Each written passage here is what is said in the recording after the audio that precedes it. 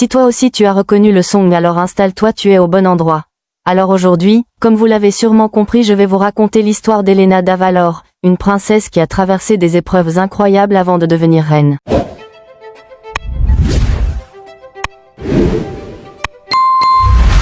Tout commence le jour de ses 16 ans.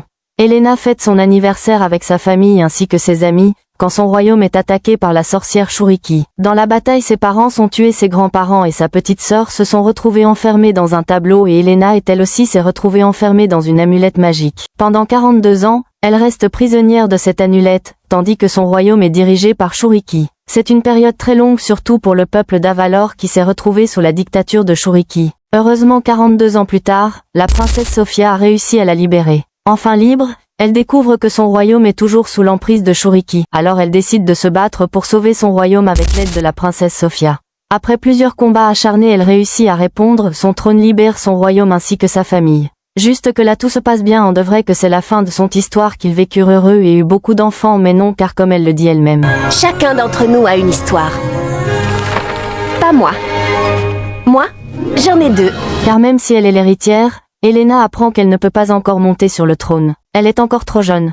Elle doit attendre son 21e anniversaire pour devenir officiellement reine.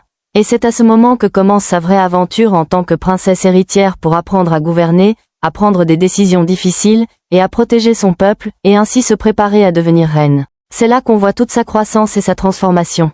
Les années passent, et Helena se prépare enfin pour le grand moment, son couronnement. Tout Avalor est en fête. Les décorations sont prêtes, le palais brille, et tout le monde attend de voir Helena devenir officiellement reine. Mais au moment où la cérémonie commence, le royaume est attaqué, le jour même de son couronnement.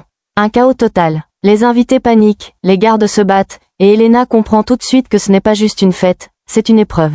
Au lieu de rester cachée ou protégée, elle prend sa place, elle sort dehors, et elle défend son peuple. C'est à ce moment-là qu'on voit vraiment la femme qu'elle est devenue, courageuse, déterminée, prête à tout pour protéger Avalor. Elle combat, elle rassemble ses alliés, et petit à petit, elle reprend le contrôle du royaume. Après la bataille, un autre défi l'attend, Esteban. Son cousin, celui qui l'avait trahi. Beaucoup auraient voulu qu'elle le punisse. Mais Helena choisit de lui pardonner. Elle sait que la colère ne construit rien, et que pour être reine, il faut savoir se relever, mais aussi relever les autres. Ce jour-là, ce n'est pas seulement une couronne qu'elle gagne.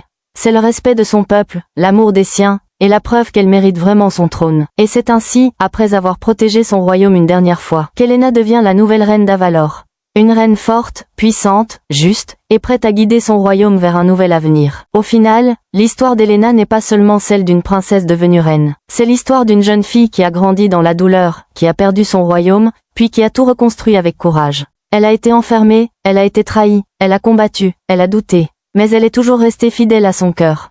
Et le jour où elle monte sur le trône, ce n'est pas juste une victoire pour elle. C'est une victoire pour tout Avalor. Helena prouve qu'on peut traverser les pires épreuves et devenir encore plus fort. Qu'on peut régner sans oublier d'aimer. Et qu'une vraie reine, ce n'est pas celle qui porte la couronne. C'est celle qui protège les siens.